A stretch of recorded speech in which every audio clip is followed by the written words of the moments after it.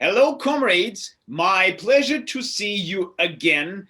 And as a reminder, I am Sergey Sevantsyan, your host of this truly decentralized TV channel about innovations and future tech.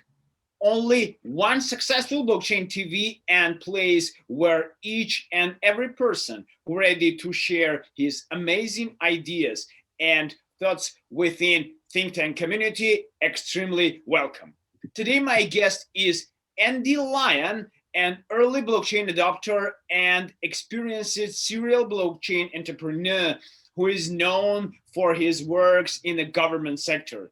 He's the best-selling book author, Blockchain Revolution 2030, and currently the advisory board member of Hyundai Technology. Andy is part of the Gyeongsangbuk-do Blockchain Special Committee, Government of Republic of Korea, together with industry experts such as Brock Pierce, we know him personally, and also played a pivotal role as the blockchain advisor for Asian Productivity Organization, APO, and Intergovernmental Organization Committee to improving productivity in the Asia Pacific region.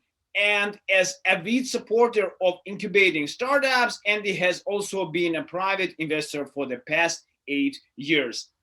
With a growth investment mindset, Andy strategically demonstrates his in the companies he chooses to be involved with. He believes that what they're doing through a blockchain technology currently will revolutionize and redefine traditional businesses. He also believes that the blockchain industry has to be decentralized. Happy to see you, buddy. What's your tip for our viewers today?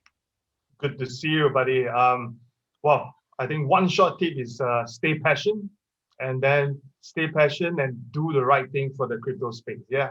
How are you? Cool. So many things are comes up into this interesting space. Starting from the last year, all the DeFi sector is extremely growing, blowing our minds. But another stuff also coming to NFT, non-fungible tokens, and looks like all the designers, unique creators, arts, and all that stuff coming into the market. I see so many posts from you. I see so many involvement in this industry too. Share with us your thoughts. Share what you do in this industry, and how do you personally come into? Well, I think there are a few things that are really important and very hyped up at the current moment. One is DeFi that you have mentioned.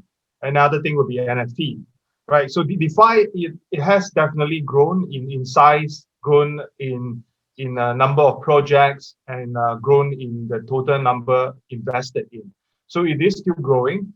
I do see another phenomenon is that the traditional companies are looking at how to be part of this DeFi craze or this DeFi hype, and this is actually a big thing, because if the traditional finance guys are going to come in with more capital, this would mean that the current bull run could run a lot longer than we have expected, right?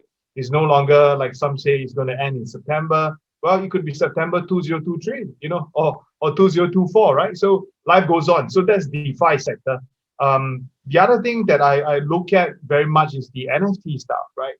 So if you have seen what I've talked about on Channel News Asia, twice on Money Mind. This is a segment in the Singapore mainstream TV channel. We talk about what is NFT, what can NFT do, and so forth.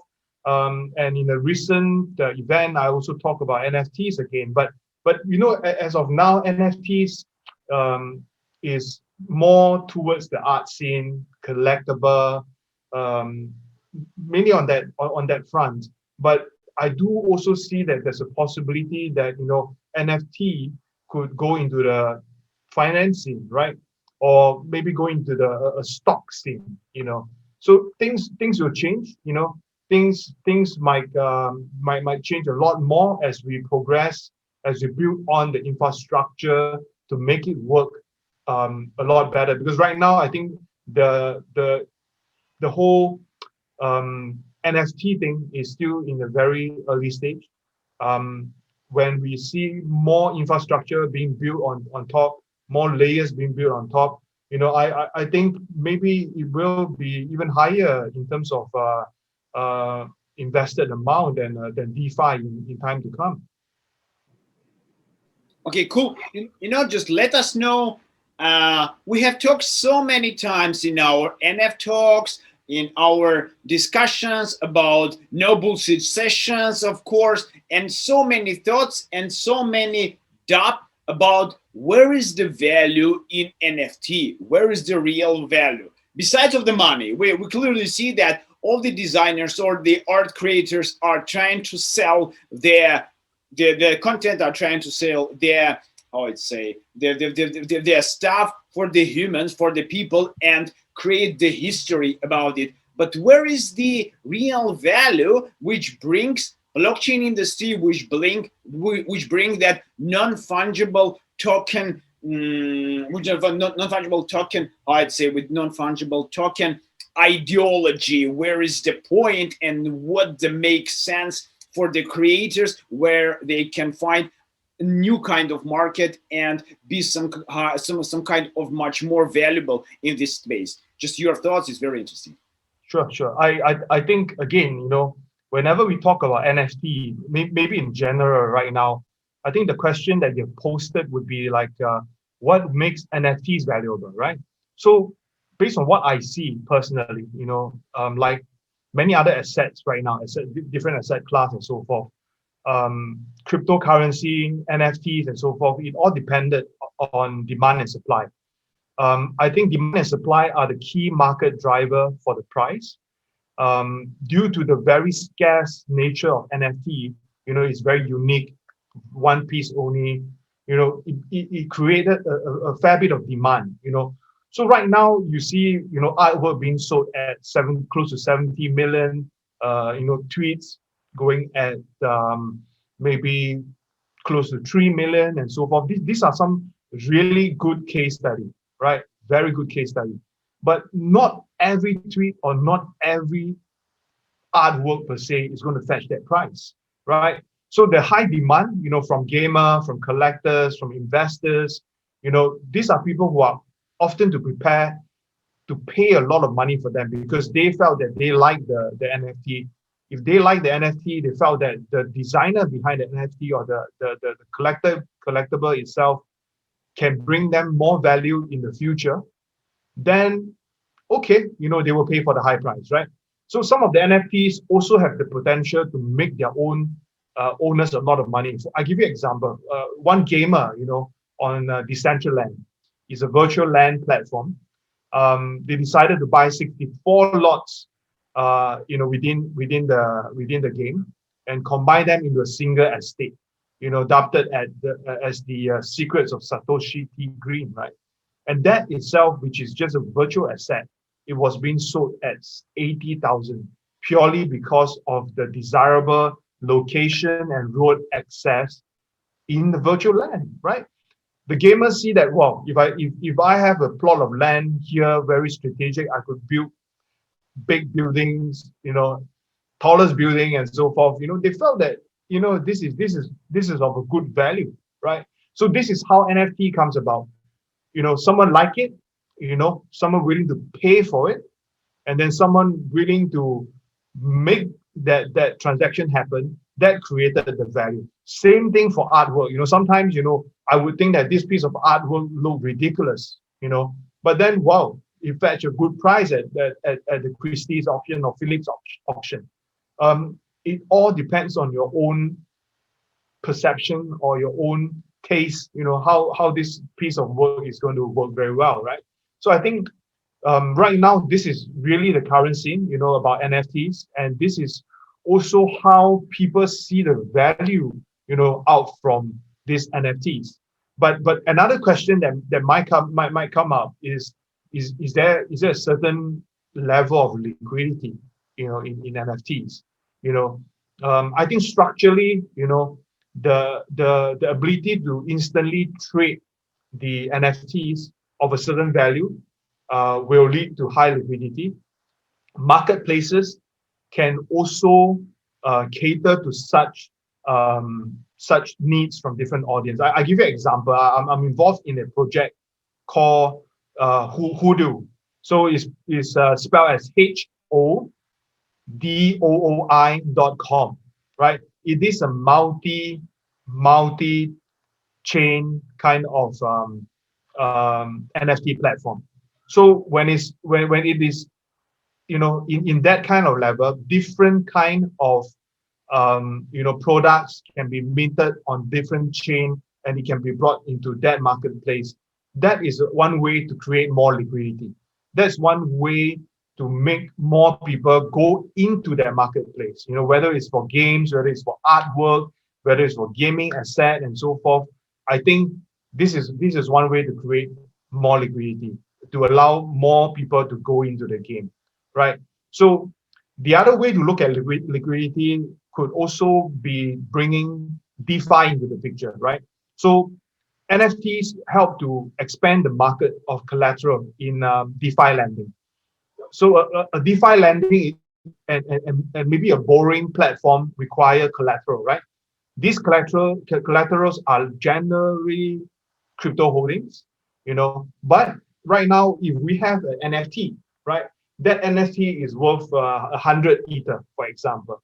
So one can now put their NFT as a form of collateral, you know, just like a piece of artwork, just like a piece of real estate, and then they could borrow against whatever they want, right? Borrow against it. So that created more liquidity, Yeah. Cool, what I see, what I feel in market looks like the real world really migrating to this virtual one, because even in Decentraland, people ready to buy something in virtual. We are in virtual world even now. We are on the huge distances between each other, but have all the chances to be with us, to see on us, and have that communication level even now. The same story happening with NFT and with the cryptocurrencies and with all that industry. So many documents, so many things already get digitalized, and we already ready to believe that this is the fact. This is the real value, and this is the real asset we can rely on.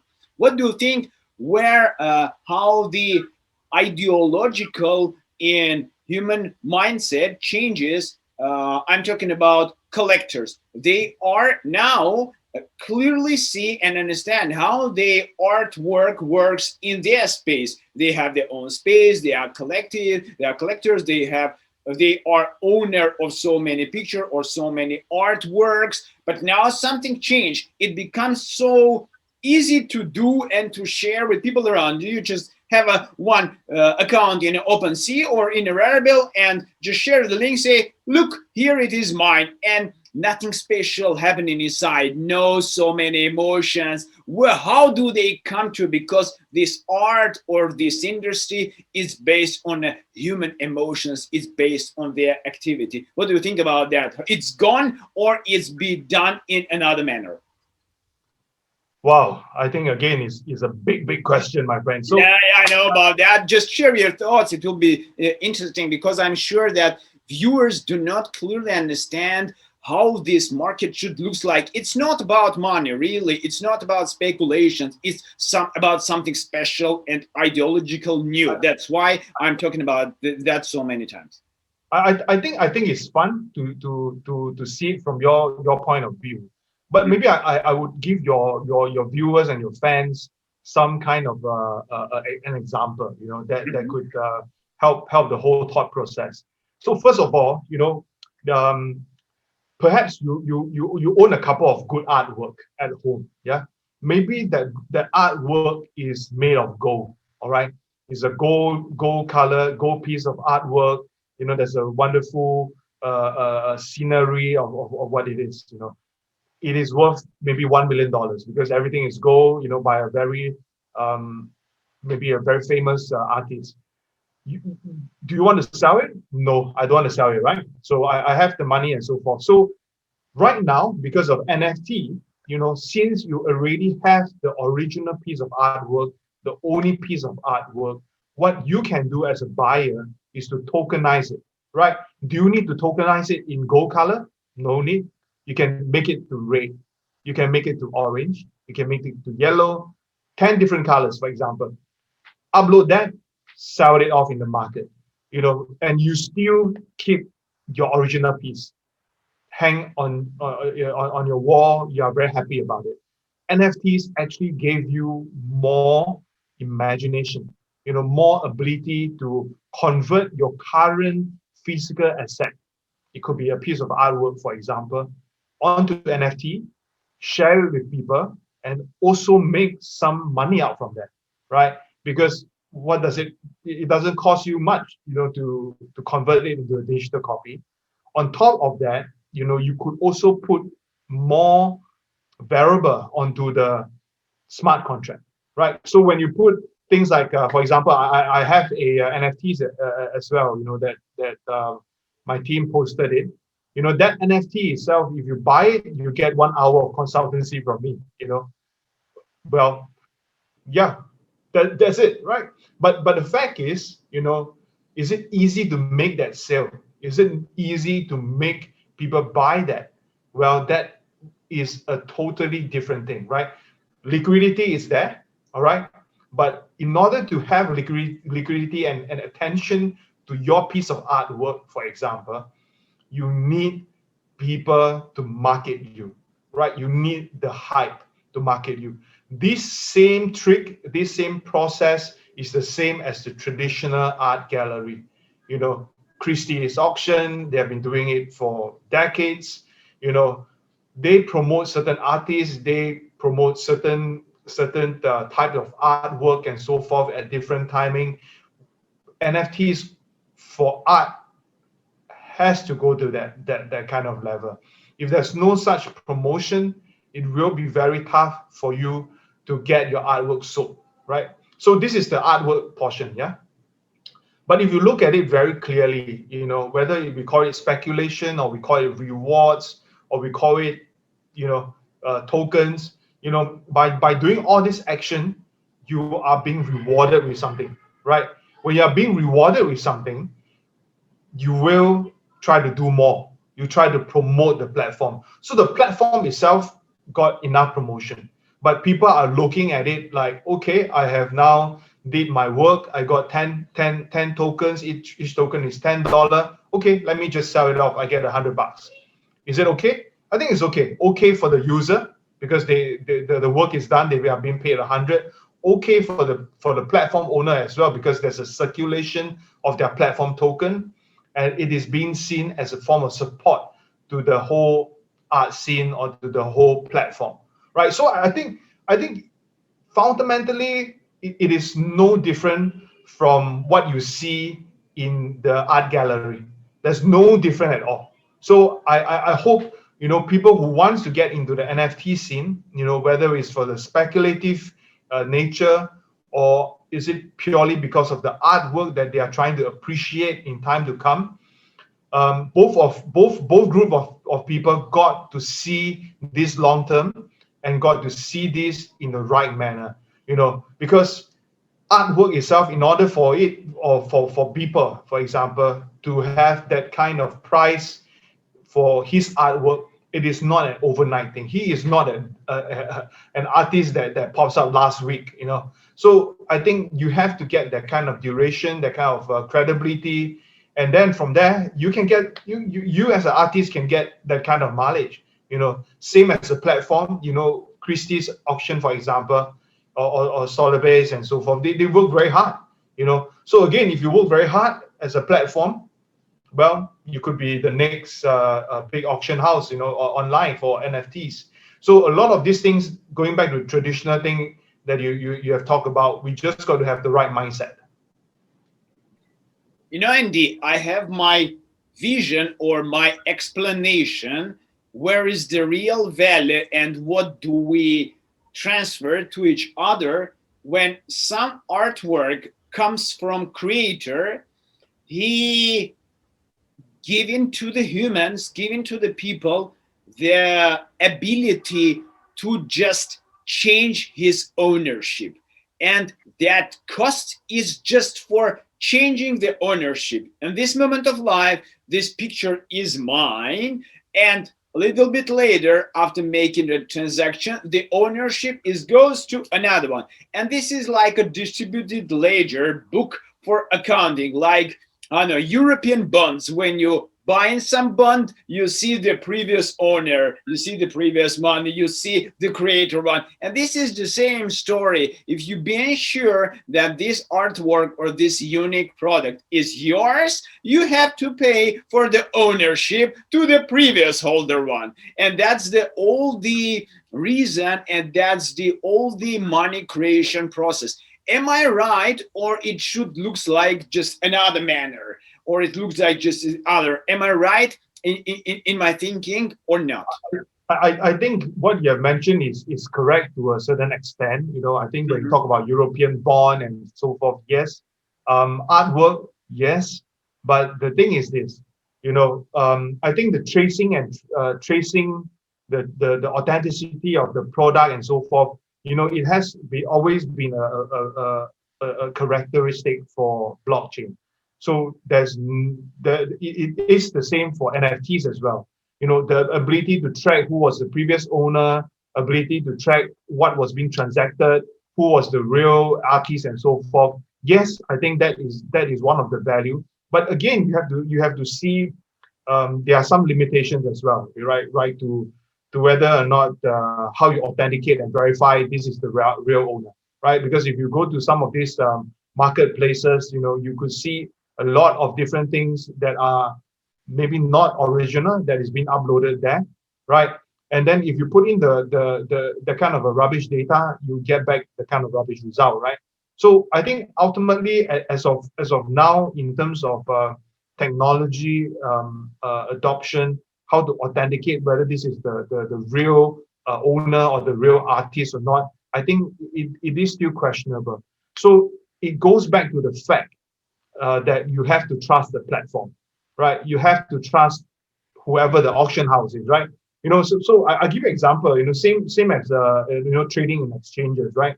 People would choose Binance over ABC exchange, right? Because Binance is bigger, it has a longer reputation. It has built more trust, within its network. So same for the auction houses. So all these platform marketplaces become really important, really, really important, because they become the gatekeeper for many of these artwork, especially so for those that are priced a lot higher.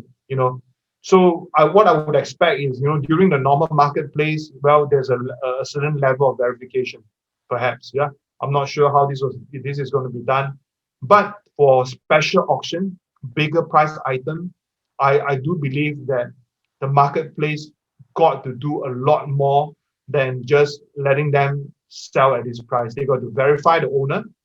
They got to verify that he is the artist. Who is the artist, because the owner might not be the artist, right? So you got to verify the owner, current owner, previous owner, the artist. When they did this piece of artwork. This whole set of data become a birth certificate, and it is part of the NFT, right? So whenever you sell this NFT, the data that you have mentioned, my friend, it goes together with it. So that could potentially be the value. More value if you can authenticate, lesser value if you can't authenticate. So again, it goes back to the marketplace. So yes, it is part of the value creation. Something interesting already happened just a few days ago. The well-known marketplace OpenSea has done so suspicious and non-understandable things.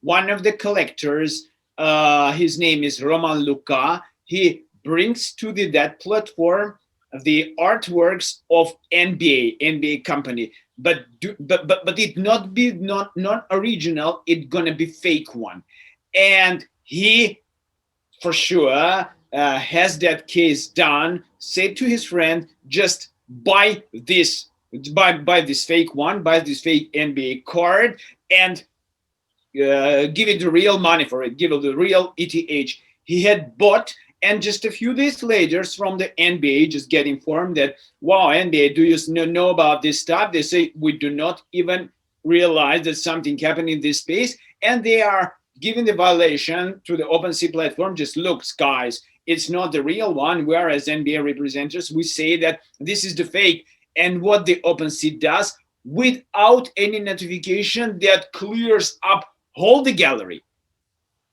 All the gallery clears up, and now is disrupt all the theory about blockchain and about NFT is. Looks like it's do not decentralized. It's centralized, and it can be changed, edited, or stopped, or refurbished from the platform. And where is the reason? And where is the regulation? And who and who going to be the judge and the the person who can say this is the original, this is the not fake, and this is the real creator of this value? It's very complex and very I know complicated question, but this case is already happened and it's ongoing. I will share the information with you too and with our audience, because now this process is ongoing in United States, in 2 states up there. Maybe your some I don't know some feedbacks. What do you think about that, and what's your thought about this could be happening with another platforms too? I think this is the same rubbish in, rubbish out kind of concept. Whether or not OpenSea is decentralized or not decentralized, I think the action says it all, right? So I think first of all, if there are any form of possible violation that is copyright related, I think OpenSea has the right to remove it, right? It is no longer about whether it's decentralized or not decentralized, because this is copyright. It's a totally different thing. Even if you are in a DAO network, the community can just vote and then make sure that this thing can be gone. So I think OpenSea did the right decision to remove it. But I'm not sure again, how is this going to be resolved with NBA top shots, on this instance. I do not have the information of what happened, but I think as a very early platform in the NFT space, they have to continue to evolve and try to do the right thing for the space. So one, looking at how to verify the content would be very, very crucial. Two is the ability to rectify problems. That is also very crucial. And three, I think OpenSea got to also, or maybe not OpenSea, the marketplaces as a whole got to make sure that they educate their users, on this related problems that will come out, because some of these collectible, even in the older days, I think in our age and so forth, we play with NBA cards as well, physical card, right? During the old days, you can also see the fake ones around, right? They look slightly different, a little bit thicker, and so forth and so on. I think that problem will still persist in this NFT space. We again got to buy from the right platform. For example, if you buy directly from NBA Top Shots, you will not get a fake one, right? Because it's all authenticated and so forth. If you buy it from Super Rare, for example, for some of these really nice, rare, unique artwork, I believe they are all verified. But if you are going to a platform where they reach out to the big masses, well, you got to exercise that kind of caution. Whether or not OpenSea is wrong, I cannot be the judge. But the thing is, you just think about it. eBay or even Alibaba, there are tons of fake things on it. Are they being fought doing that? No, because these are all uploaded by the individual uploaders. So the same theory goes for OpenSea. I don't think they have committed any serious crime, but I hope that they can tighten up the whole process to make sure that the NFT reputation is preserved. That could be the main thing. Cool, Andy. Thank you for your. I completely agree with you. It's an interesting point of view. I can say that from my perspective, OpenSea is right because the decisions and ideology based on the on the how it say non-replaceable something based on the blockchain, and that that is the point where the people come into and say, if I bring value or bring something on this platform, on this, I don't know, digital DLT, how would say, decentralized ledger, I want to be ensured that no one has any chances to change it somehow, but OpenSea does. That's the case, and that's the dot. Maybe you want to add something because I want to finish our today's conversation. Is very interesting for me and for I'm sure I'm hope for you too, and for our viewers. Maybe from your you have to you want to add something because I see that so many discussion going to be happen. If you don't mind, I will invite you on our shows too. But let us know. Maybe you have to add something to our audience too now. I think today's topic is more about NFTs and how it is being valued. I would want to say that right now we're still at the very early stages of NFT. So just give the whole space a bit more time and a bit more space and let it grow. By doing that, you will possibly, create a new valuable asset class that is all NFTs related. So that is one. Second thing, like I mentioned about multi-chain marketplaces or cross-chain marketplaces, I think such things will be the way forward because there are too many assets on Ethereum right now for NFTs. There are other players who also want to come in. So I think if platforms like this Hoodoo, HODOI.com, they can come up with a multi chain marketplace. I think that would make a lot of a difference. Or perhaps there's another protocol that I want to mention. It's called CZZ. So their website is ClasSZZ.com. They are also into the multi-chain, cross-chain protocol business. I think what we will see in NFT will be things that are going to be cross-chain, going to be multi-chain, so that whatever liquidity that we have or whatever asset we have on different chain right now can all be converged to one. That could be another key direction that the NFT space will move towards.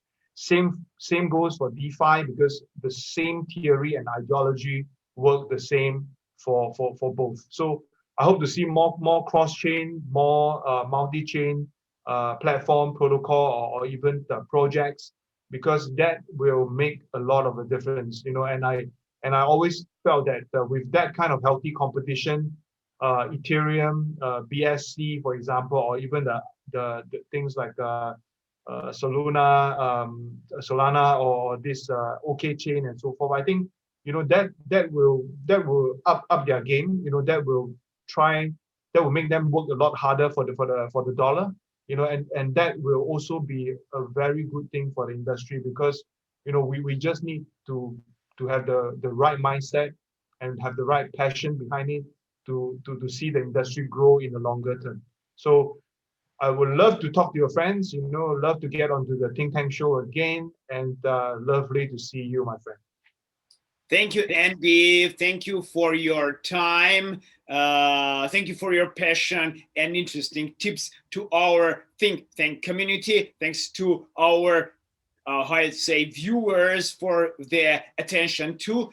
For sure, we're going to talk so many about NFTs, about all this stuff, about all this new market. Stay tuned with us. We are on dTV channel. It's First Success, decentralized television just for you. We are talking about innovation and future tech. Be with us. Thanks a lot. See you. Bye-bye. Bye.